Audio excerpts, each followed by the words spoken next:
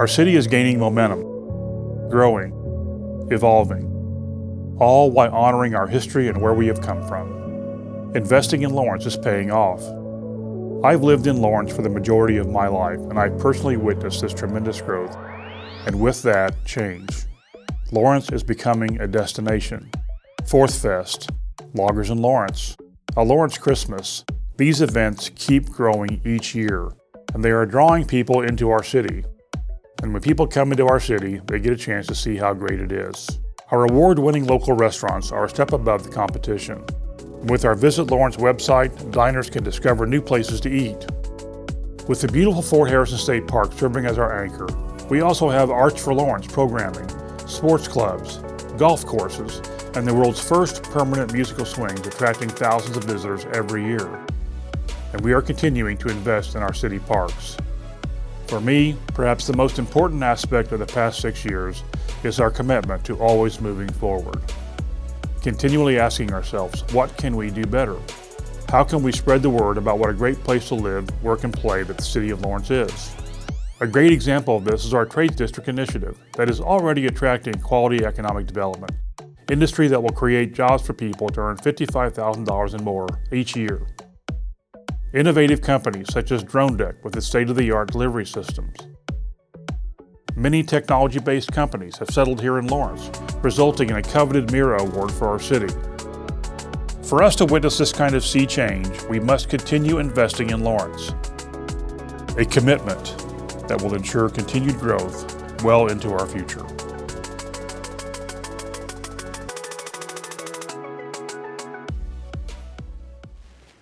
Okay, now to the boring part. This is where I said earlier, I'm kind of just a show pony here today. I've got some guys that helped me get through this, but I want to thank all of you for coming here today. It means a lot to me to have this kind of support. The years have gone by pretty quickly. I'm reminded by that by my 4-year-old grandson this past weekend, who as he is hugging me and saying goodbye, he says, brutally honestly, Papa, you look a lot older than you were at Christmas. Comes with the territory, doesn't Dr. Smith? That kind of comes with the territory. So you got to admit that. My opening statement has not changed. As a city that is on the cusp of experiencing a sea change in both how we are perceived and the challenges of unparalleled growth, we must demand of our leaders the courage to rid ourselves of the old ways of governing, the foresight to make decisions that will benefit all of us, especially our children, and the commitment to invest in our future. These decisions will take renewed commitment, and there is always risk. We have turned the ship around, but it will take that much additional energy to stay the course. I am enormously proud of my administrative team. I am one of those lucky few who have a staff that is full of leadership. For them, each day presents a new challenge to answer the call toward making this city better. Without question, the success that the city will continue to experience is due to their commitment. Okay, all of you out there working for me, stand up, please. That's not a request, that's an order, by the way.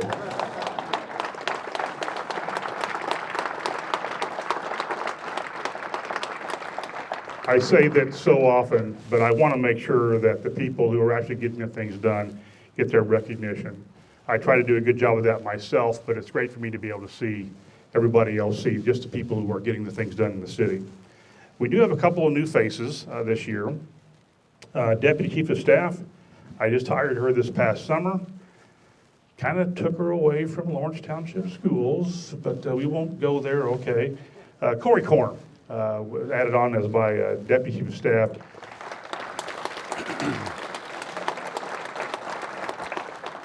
And she wears me out. I'll tell you that right now. So, but Corey, I love having you around. Manager of Communications and Latino Affairs, Damaris Irahita. Damaris, if you would stand real quick, please. That pleasant voice that you're hearing on our videos, that's all her. Damaris has been incredibly important for the city as we reach out and continue our outreach into our Latino community. City Attorney and Kentucky gal, Caitlin Voller.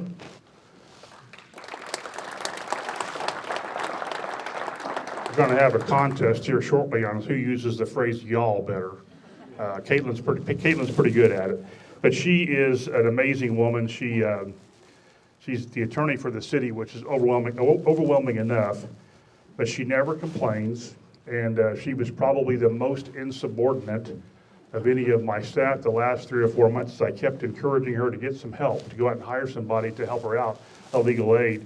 And I'm happy to admit that, I guess not admit, I'm happy to actually announce that she finally hired somebody to help her out. So they'll start next week. A little over 3 weeks ago, I was honored to introduce Chief of Police Gary Woodruff to the community. Introducing Gary seems like an oxymoron. Gary's been around for so many years that anybody who's been in Lawrence the last 30 years or so know who Gary Woodruff is. And it didn't take long for me to be able to figure out who would be the next person up should Dave retire. Dave and I had actually talked about that for quite some time. So for me to be able to name Gary Woodruff as my chief of police was a tremendous honor and really kind of an emotional day for me.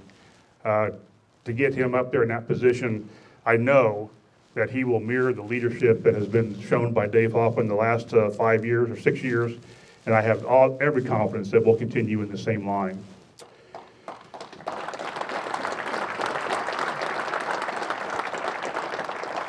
Now the worst kept secret in Lawrence, I believe, but it gives me great pleasure. And from the comments on our social media when Dave announced his retirement, one of the most popular people in the city, I'm thrilled to introduce former police chief who will now take a position as my right-hand man as my chief of staff, Dave Hoffman.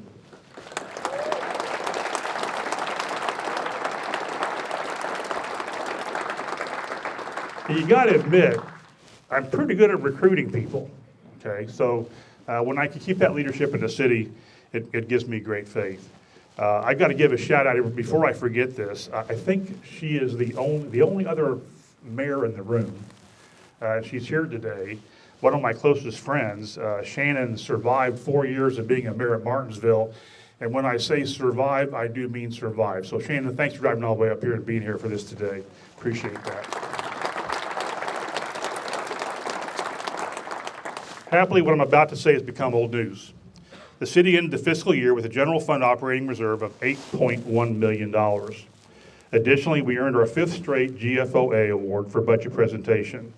The city's S&P rating is held steady at an A+. The city's water utility has never been under such solid financial ground, and perhaps the best news we received in 2021 was that the feared pandemic impact on our economy and the city's budget was not nearly as impactful as we feared.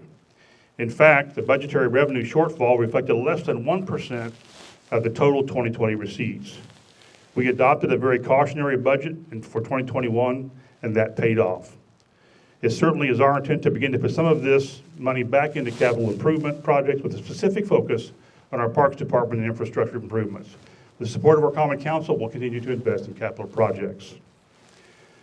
Now the Comptroller's Office, and this is, I'm sorry, Tyler and all, that this is probably the most boring part of the speech because we're talking about money. But actually, Tyler and Humphrey, they're not boring at all. But the good news is that the entire Comptroller's staff continue to reflect accountability and transparency. I'm pleased to say that once again, we find ourselves in the enviable position with an OR of nearly 32% of budgeted expenditures.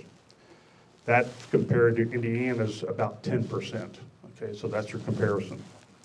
This allows us to permanently place 20% of our general fund into a rainy day category to guard against any unforeseen financial concerns. Why is that a big deal? Because if something bad happens to the city, something expensive happens to the city, if we get an 8 or 9 inch snowfall, if we get a blizzard, that rainy day fund helps protect us against any kind of real impact upon our budget. So that's incredibly important to us in there. The stability and talent in the Comptroller's Office, led by Bev Ludwig, Tony Jigley, and Sean Fugate, continue to help this department run smoothly. I cannot state strongly enough how important they are to this city. HR Director Jeanette Jackson, working with Camila Bogard and Carl Drummer, have made great progress in expanding opportunities for minority women-owned businesses in the city. Jeanette also oversees the Lawrence Advisory Council on Disabilities.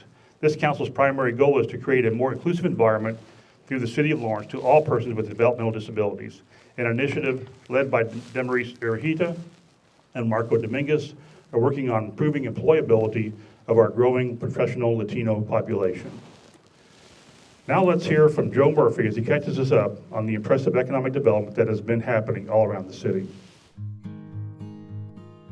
2021 was a very productive year for the economic development team here in Lawrence. I think we accomplished more than even we set out and expected to in 2021. We launched our Choose Lawrence website, fully focused on economic development within the city of Lawrence.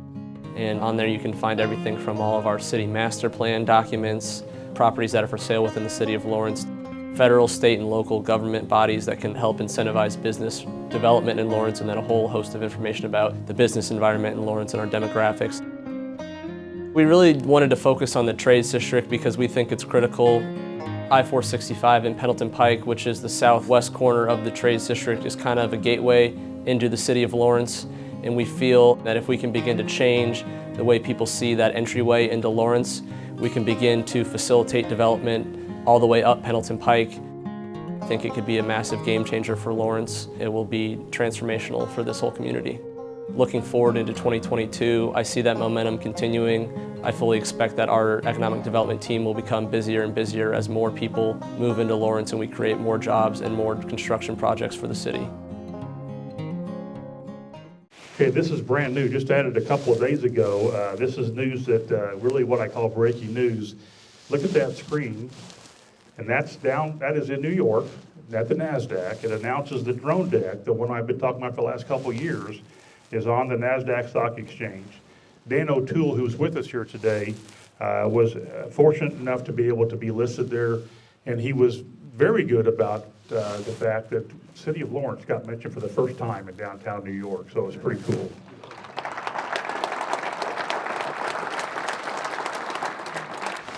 Freegee Refrigeration and Bank of America just opened their doors. Soon a racetrack, convenience, and truck stop will open to complement our trades district. Before you know it, we will see several mid-priced restaurants adding to our already diverse food choices. They will join Juicy Seafood. Sharon, sorry, it's not a Red Lobster. But it's pretty good. That's an inside joke, by the way, going way back to our first time on the council. Not a Red Lobster, but it's pretty good. And Kaplinger's Fresh Catch on the Pike. Sandy Solutions, one of the fastest growing tech companies in Indiana. Veritas and Starbucks will soon break ground along 56th Street, and I'm happy to announce that the long-awaited and much anticipated Marion County Public Library has broken ground and will soon begin construction.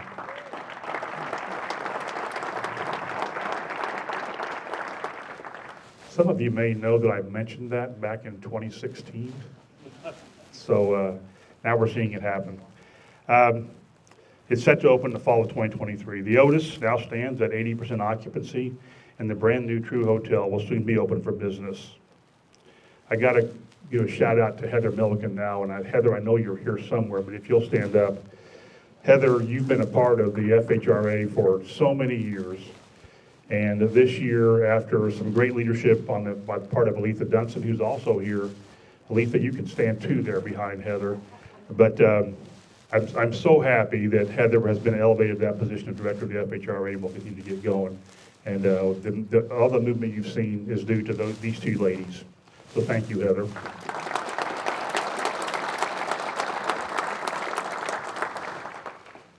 Lawrence Township Schools. If there's more building going on anywhere in the city other than the downtown Lawrence, it's in Lawrence Township Schools. You'd be hard-pressed to drive by any one of the school buildings and not see something going on. I drove by Lawrence North, a place that I taught in for 30-some years, and didn't recognize it. So it's amazing what's going on. Pretty soon, they're going to open up the brand-new state-of-the-art transportation hub on Poindexter Drive. It gives me great pride to witness the continued and far-reaching progress seen with our schools. It's no secret that as our schools go, so goes our city. Fresh off being recognized as Superintendent of the Year by the Alliance of Indiana Rural Water, let's now hear from Scott Salisbury. As you can see, I'm coming to you from our Fort Harrison water plant. This is a plant that's being refurbished. We have a new filter building, as you can see right behind me, and 2 new aerator towers. This is just part of what we have accomplished. We've spent roughly $30 million in the past 5 years or so on water system improvements. We've completely replaced our Rich Art Street water treatment plant. We took care of our Winding Ridge 1 million gallon ground storage tank. We've turned the corner on the water utility, adjusting the rates, making the investments in our system that were needed, but in the sewer system now is lagging in that respect. Fortunately, we've received a SWIFT grant. We were awarded $2,050,000, and our plan is to match that with $2,050,000 from our ARP funds. And this will allow us to complete $4.1 million worth of sanitary sewer improvements in the old part of Lawrence. We are also getting ready to begin compliance activity under the new EPA order and actually begin work to eliminate sanitary sewer overflows from our system. You saw the big blue towers are becoming what we're known for here with that new plant. That's a $12 million project over there. I also should mention the fact that in partnership with the Indiana Department of Natural Resources with Fort Harrison State Park, we're going to put 3 additional wells in, and we will soon be able to produce something close to 200 million gallons of fresh water every year from our wells here in the city. So we're good to go on water for quite some time, and that's due to the great leadership on Scott's part and the foresight. Now let's listen to the guy who plows our snow, fills our potholes, and coordinates everything from landscaping our government center to trimming trees away from our roadways. My good friend and good buddy, Jim Hennigan. The state of streets in the city of Lawrence are a lot better than we have been in several years now. We started a strip patching program 3 years ago. We're using community crossroads grants to help us fund our street repairs. Great crew, probably the best crew I've been around since I've been here. We have very updated equipment. It's nice to say now that our oldest truck is a 2017. We've not been able to say that for many years. We have 8 salt trucks. We hold 2,000 ton of salt, we've never had that capacity before since I've been here 35 years. 2 years ago, we added a dual salt truck, first ever in the city of Lawrence, which holds more salt, which means more time on the main roads. We now do in-house vehicle alignment, which is going to save us downtime on the vehicles because we don't have to wait 3 days to get them fixed. We can pull them in, do them that day, and they're out on the road. So with the turnaround time for the police department is going to be huge. So Jim's trying to make me feel bad about that 2017 truck because I'm driving a 2014 truck right now. So it's my own truck, but I guess it's my own fault. A couple of other things to add to what Jim said. We have spent nearly $8 million in paving in just the last 5 years. We just learned this last fall that we got $124,000 in community crossroads grant, so we'll put another $250,000 into paving yet this year. We were able to get about $500,000 worth of resurfacing and strip patch work done this past summer. As he said, we continue to upgrade our fleet. The one thing that happened this summer, what was actually pretty cool, I was pleased to be a part of it, and it's really because a guy named Scott Salisbury found a plaque in the basement that had been there for almost 20 years. But we were finally able to do the long overdue dedication of Brooks Boulevard. For those of you who don't know, Major General Ronald Brooks played a key role in the creation of Fort Harrison Reeves Authority. Happily, we were joined by Mrs. Brooks and several members of his family as we dedicated the memorial in front of over 100 citizens and guests. This deserves a very special shout out to Jim, brothers Brian and John Eastridge, along with Tremaine Tile and Reese Construction. Jim and his crew consistently respond to whatever is asked of them. Thanks, Jim. Thanks to your crew, too.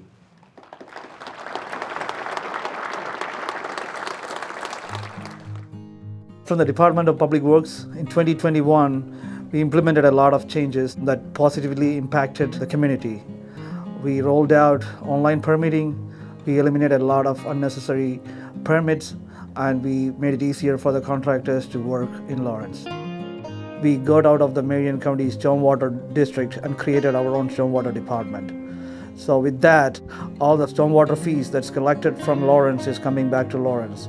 And with that money, we were able to do a lot of drainage fixes that were not done for the last several years. And we are planning to do more so in 2022 and even do some projects to help fix some of the crumbling stormwater infrastructure in the city. I feel like 2022 will be a great year for the city of Lawrence. November of 2020, as Sri said, we finally took back our stormwater. He's actively seeking and got projects assigned to get some of that done. We did new landscaping and new flagpoles were installed at the government center, making it look far cleaner and modern. As he said, online permitting is now a part of it. And this last week, we just received on Tuesday some awesome news. Some of you will like this, some of you may not. But the Indianapolis MPO informed us that we received $1.8 million funding for a roundabout at 75th and Oak Landon. If you've driven that road, you know what I'm talking about. It's going to relieve a whole lot of traffic, and we've got 2 more on a plan for that. Okay, let's listen to Dave and to Gary again as they get us up to date on what happened in LPD in 2021. My name is Gary Woodruff. I'm the Chief of Police, the new Chief of Police. To be asked by Mayor Collier to continue on and maintain the continuity that we have built over the last 6+ years, it's a great privilege and a great honor. I'll tell you, we have made vast strides and improvements in the delivery of our services, probably not the least of which is the building behind me. But we have also invested in our #1 asset, which is not bricks and mortar, it's our people, and getting them to the salary level that we need to attract, to recruit, hire, and retain the best and the brightest people in our profession. It's all about people. It's the investment that we have made in people here at the police station. It's also part of the investment that the police department has made collectively in the community. We had a national night out event that was probably the best we've ever had. We had a community day that was by far the most well-attended community day in our city's history. And that brought people out because people want to interact with our officers and with our firefighters and medics. I believe in the city of Lawrence, we're doing a great job with the resources that we're given. We're investing in technology. We have license plate reader cameras that can pick up stolen vehicles and wanted serious violent felons, and they can dispatch our officers. We were the first agency in the state of Indiana to go with our body-worn vendor that we have, and that was in 2017. And today, 50 agencies in this state have followed the lead that we took. The city is on the move. We are changing the trajectory of Lawrence, and we're just going to continue to take things to a whole new level. Before I get too much further, I want to make sure, and Curtis, will you wave your hand back there, because Curtis is Deputy Chief of Police, and he's had to take on a whole new load here in the last couple of weeks, but he's responded just as I knew he would. So Curtis, thank you for all of your additional input.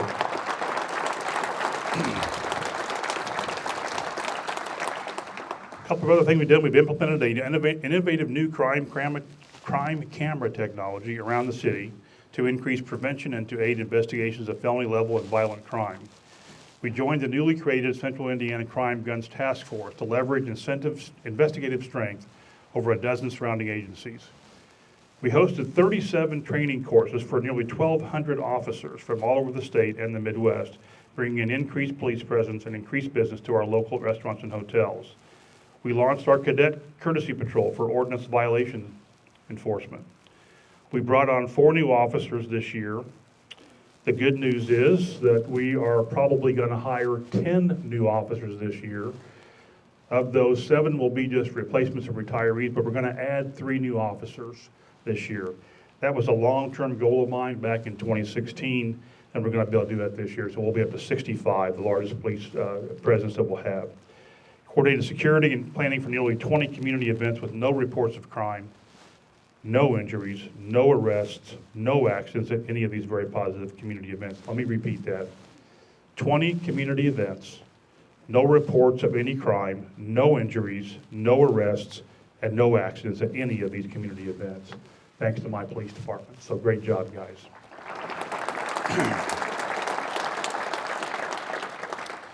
Chief Vitalis, your next step now will share with us many of the ways in which the first responders continue to improve our services. He tells us what's happening to LFD. Chief has done many things, but I think one thing I will say is that he's created a fire department that is second to none in Central Indiana. So let's hear from Dino. The state of the Lawrence Fire Department right now is very encouraging. It's exciting. We've made leaps and bounds of advancement. The oldest piece of frontline apparatus we have is 4 years old. We've never got to experience that before. We have new air packs. We have power lift systems that should drastically reduce the back injuries and lifting injuries for firefighters and civilians. We also obtained the Lucas devices, that's hands-free CPR. That came in really important during the heavy pandemic. And it's not about getting just new shiny things, it's about being safer. We've been to several cancer symposiums. We're encouraging the firefighters to keep their gear as clean as they can be, so each station now has a gear washer in it that we can get that accomplished. We're replacing a station that's 35 years old, very much outdated. It was never intended to be a 24-hour station. It's one of the busiest stations we have. That ladder is the busiest ladder we have in the whole entire Marion County. We're going to be putting this equipment in other stations along with the personnel temporary until that station's built. Then they'll move back into their new home when that station's completed. It's all part of the master plan, providing a better service to the community we serve.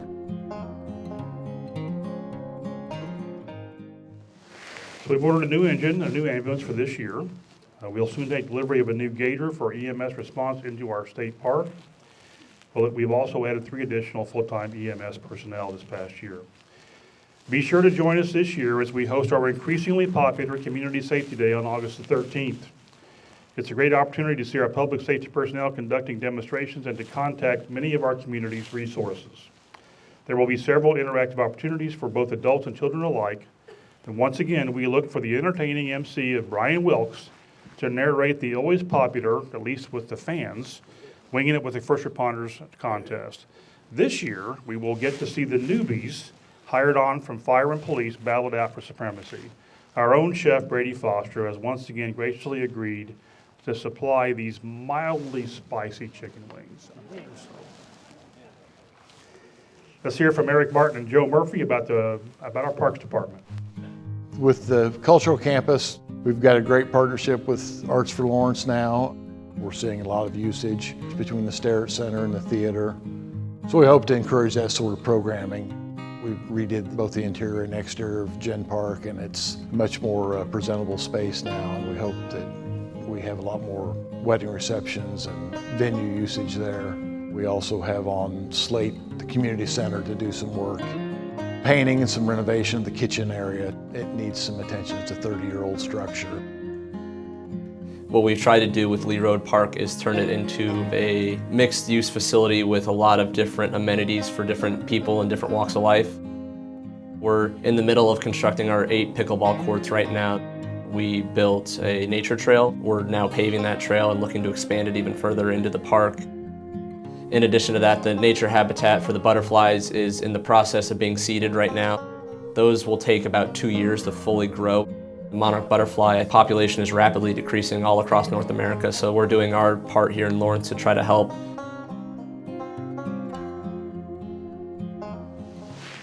We hope this year to begin a partnership with the Indiana Department of Natural Resources. The City of Lawrence will begin a $1.2 million development of Civic Plaza this summer. It will evolve into a true event center for the city. The Cultural Campus is our newest addition to our parks programming and will be providing an assortment of options for our community. Concerts, plays, and music all help to add a sense of place to our community. A very special thanks, and Judy, I'm going to embarrass you just a little bit here, but if there is someone, stand up, Judy, because they need to see who you are.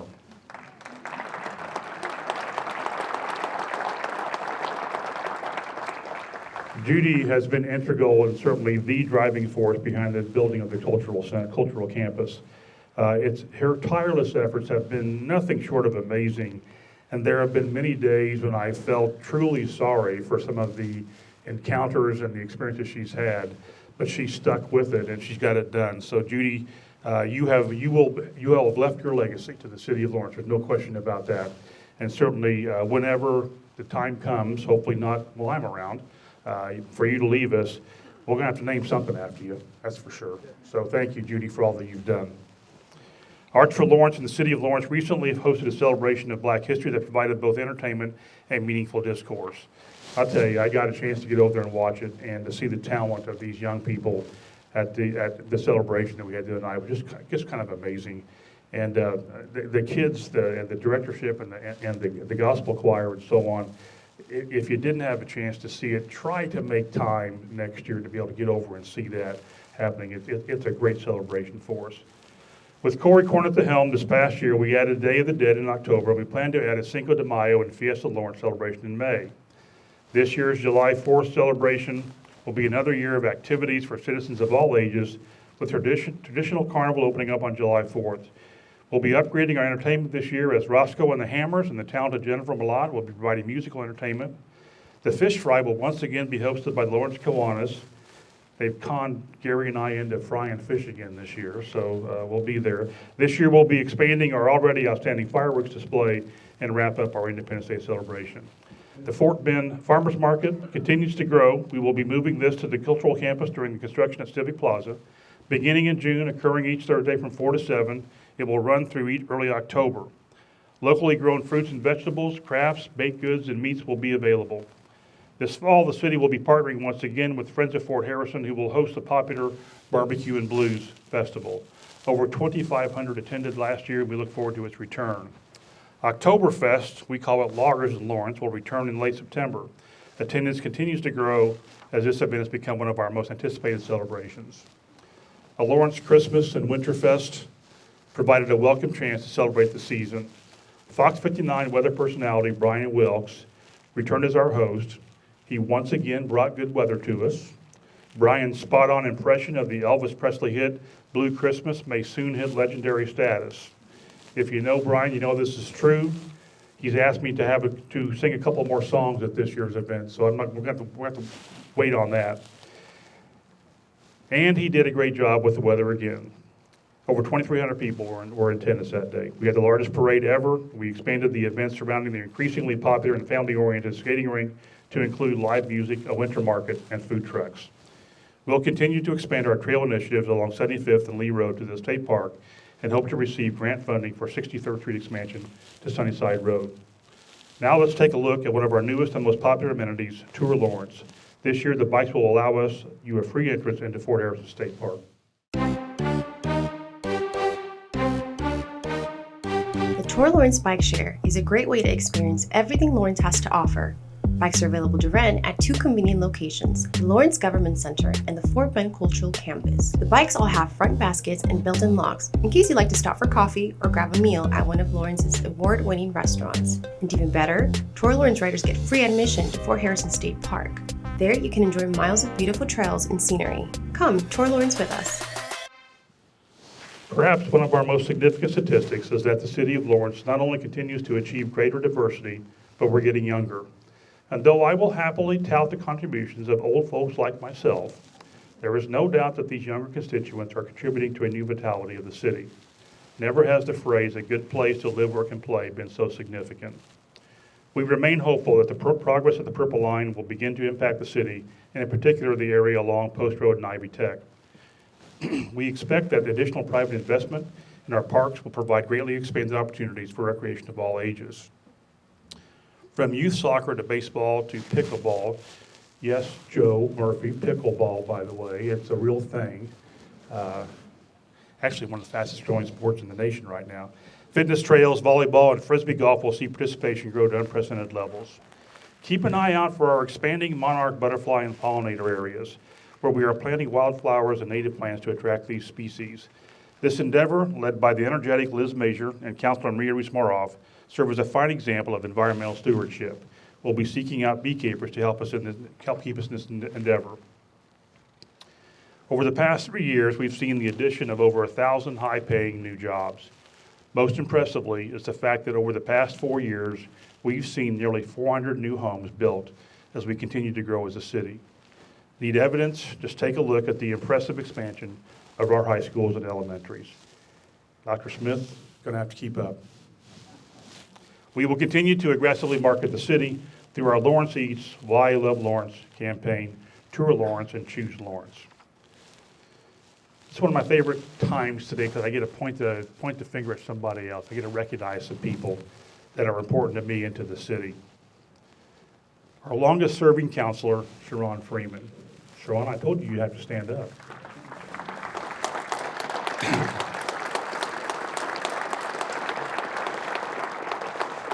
While it may be true that Sharon and I come from different sides of the aisle, it's easy for me to say that there has never been another person who truly is so invested in the city. She has consistently put the needs of the city above all else and continues to be a person of conviction. Ms. Freeman can be found at literally every city event, offering her goodwill and support at every endeavor. Her infectious smile can be witnessed all over the city, and her intelligent discourse demonstrates a well-thought-out position. While it is true that there have been times when Sharon and I did not agree on everything, I could always count on her to do the work in finding the best path forward for our city. We can all feel very confident with Sharon's continued dedication to making the city work. Many can say they love Lawrence, but Ms. Freeman actually lives it. Thank you, Sharon.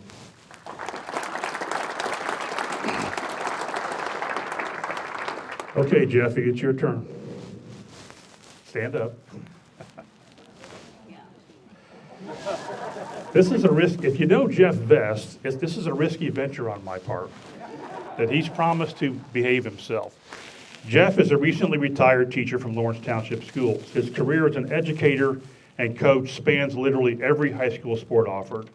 Most recently, Jeff has served as a track and cross-country coach, announced an untold number of football and basketball games, and served as administrative assistant to every principal that Lawrence North has had. His contributions at every level are so numerous that it would be impossible to mention even a fraction of them.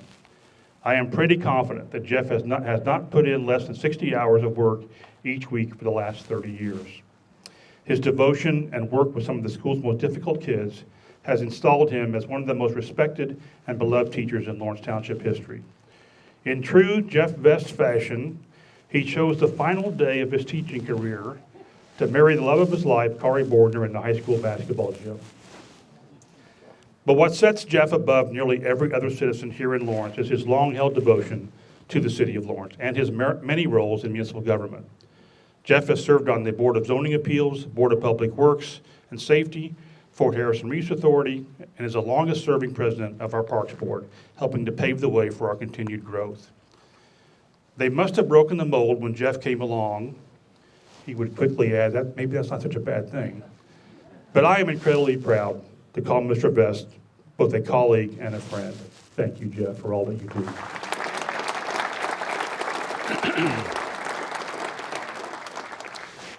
I am encouraged each day that a new standard of growth and opportunity for our city is in place. We continue to work very hard at making Lawrence a place that we can be proud to call home.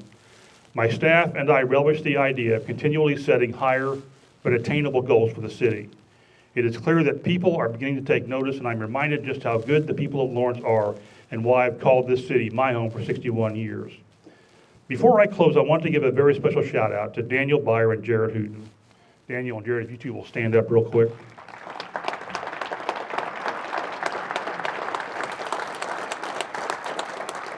They have incredible patience with me.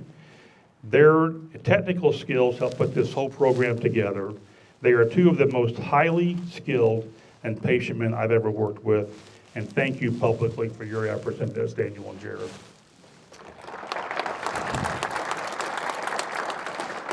Allow me to remind you once again that there is no greater service than what municipal government can provide for its citizens.